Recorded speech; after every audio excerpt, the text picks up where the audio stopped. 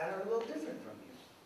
And I started, and I said, people brought up, yeah, there's always people in the lunchroom that sit by themselves, there's always people like that, right? I mean, even when I was going to school, there was always people like that. I'm sure you guys can remember. There's always people sitting by themselves, eating lunch by themselves, don't have a lot of friends, and they're just eating there, being quiet, and you're amongst your friends, and you're kind of being loud, and you're having a lot of fun. Well, one of the youth kids, Samantha.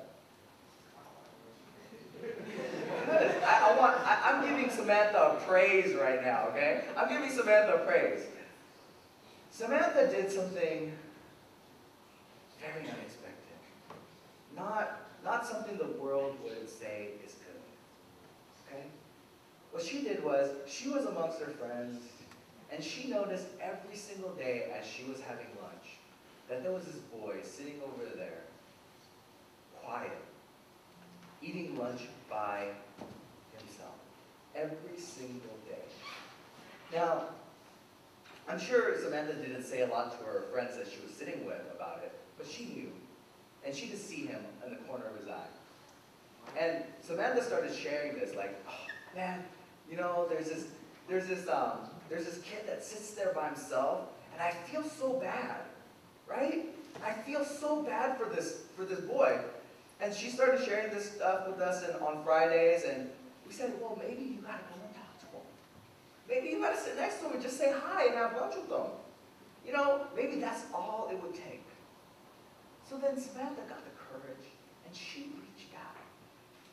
She reached out to this boy and found out that he wasn't this loser that everyone thought he was. He was this cool guy. And the thing is, here's Samantha. She's showing all of us how to do it. She is showing us an example of how we need to be. We need to reach out. We need to reach out to those people who are different than us. We need to reach out so that we can grow. I challenge you guys. Even downstairs as we're having lunch, reach out to someone you haven't talked to before. How awesome would that be? Get to know them. Reach out. Because you know what? You will grow when that happens. The second passage that we're going to look at comes from John chapter 4, verse 9 through 42. Or verse 5 through 42, sorry. But the thing is, I'm not going to read this one for you. I'm going to tell you guys this one in just a little different way. Because when you guys read it in the Bible, you see the version of what the disciples wrote it down as their view, or what Jesus told them happened. But I'm gonna throw a little twist in there, and I'm gonna kind of show you what maybe the woman in this story felt, and what she was going through. Okay? So here's this woman, and she's not from this region that Jesus is passing through. And so she's a Samaritan woman, and Jesus is a Jewish man. And what we know is that there's two things. Men don't talk to women in public, and Jewish men or Jewish people do not talk to Samaritans. Okay? They were kind of like enemies there. Okay? So what happens is, because they had differences in their theology and how to worship and things like that. So here's Jesus. He left Judea, passing through to go to another region, and he has to pass through Samaria. So he stops by this well, and this is the well of Jacob. So he stops by there, and he's going to rest a little bit. He sends all his disciples in and said, why don't you go into town and go get some food? I'll just wait here. So then what happens is, there's this woman, and this is her before she goes to the well. She's thinking, well, it's about 12 o'clock. No one's at the well. Now is my time to go. Because this is what she does every single day. Because she is the gossip of the town. And it's not the gossip of the town that's the good gossip. This is the bad gossip. Because for her, she's been married 5 times. And her first husband left her because she couldn't have kids. Right? So they divorced her. She went back to her dad. Her dad couldn't afford having her in the house because she was a little too much money. So then what happened was she went there, or her dad found another man, an older man, and said, here, take her as her second wife. Take her as her second wife, right? So that didn't work out, and then the next man came, she got married, didn't work out, next man came, and then now finally she's living in Samaria with a man, not married, just living with him, pretty much as his servant. So now she's doing all this work, and she doesn't like to go to the well because all the women in the town, they go to the well together. And that's kind of like their gossip hour, right? That's where they, share the news of the town, right? And this is kind of like where they can hang out a little bit, do their thing. So, she doesn't like to go with them because what they do is they talk about her. And who wants to be there when someone's talking about you, right? So she picks a time of the day where no one's there. So she goes, and as she goes, she's like walking, and she's like, oh, she sees a guy. It's like, oh, and she's thinking, man, that person is just going to totally judge me. That person is going to just totally think of me. He's probably heard of the rumors and things like that. So then she's walking up very slowly, and she's all, but she needs to get the water, right? So she needs to get the water from the well. So here's Jesus, and Jesus starts talking to her. And she's kind of like, what? And she could tell by the accent of his voice that he's Jewish, right? She's kind of thrown back because, you know what? Jewish people don't talk to Samaritans, right? Jewish people don't talk to Samaritans. So then what happens? So he's like, okay, okay, this is a little weird. And then she's like, okay, well, you know that I'm a woman. You can't really talk to me because that's not really, socially right? So then Jesus keeps on talking to her, and then what else that he does is he asks for some water. He's like, can I get some water? Can I drink from your cup? And then she just, she needs to put up a barrier because she knows that this is wrong, right? That this guy is talking to her, and so then what she does is she tells Jesus and lets him know that, that this would make you ceremonially unclean if you actually drank from a cup from a Samaritan. So then he's kind of like, what?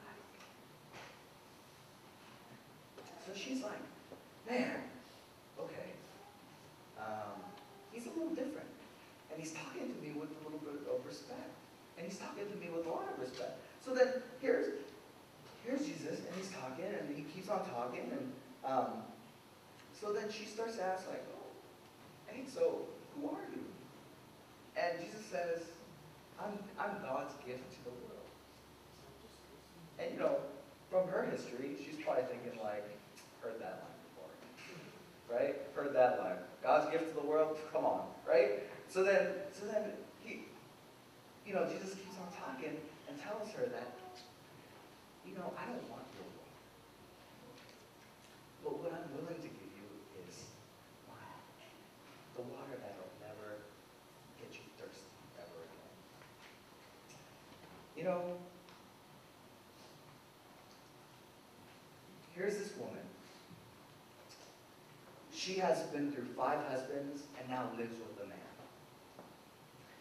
She is the gossip of the town. She is social. She doesn't even want to go out in public because socially everyone gives her stares because she's just bad, right? She's a sinner. And so Jesus decides to talk to her and reach out. And Jesus reaches out to another person that is not like him. That is not like himself. The thing is, what we can we can compare with these two stories, when Jesus talked to Matthew, you could imagine there was some upheaval by the disciples, right? They were objecting this. Because come on, this is a tax collector, right? But then as we read in verse 27 of this passage, and I'm going to read this to you. Just then his disciples came. They were astonished that he was speaking to a woman. But no one said, "What do you want?" Or, "Why are you speaking to her?"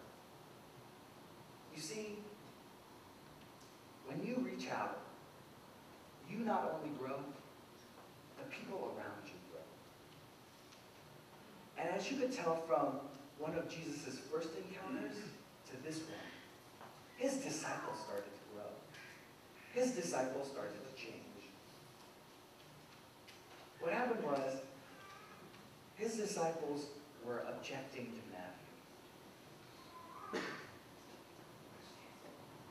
But as Jesus kept on reaching out and reaching out, his disciples knew that that's what they needed to do. And instead of judging Jesus and questioning his moves, and questioning why he's speaking to this woman, when socially it's not right, when everyone thinks he's doing the wrong thing, his disciples say, "Don't say a thing." And they know that this is how they're going to go.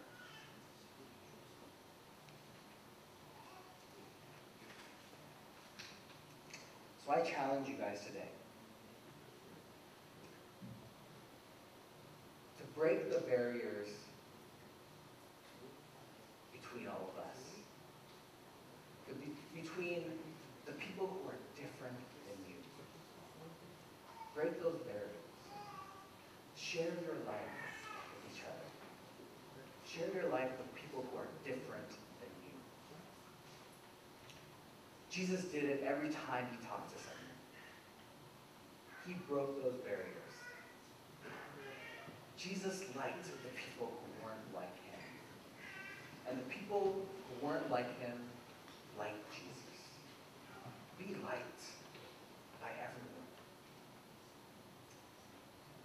When you reach out, you grow along with your community, along with everyone that is in your circle. Your friends start to grow. We all start to grow if you reach out. Reach out. You know, there's this commercial. A long time ago. Ma Bell. Do you guys know the Ma Bell, the phone company? And then went to AT&T. Well, they used to have this slogan, and it used to go, reach out and touch someone. You guys know that one? you guys remember that one? Anyone? Come on. Who remember? Yeah, that's right. Reach out, right? I mean, come on, that's it. You gotta reach out and you gotta touch someone. Okay? You have to reach out, not only so that you can grow, but so that all of us can grow. Amen?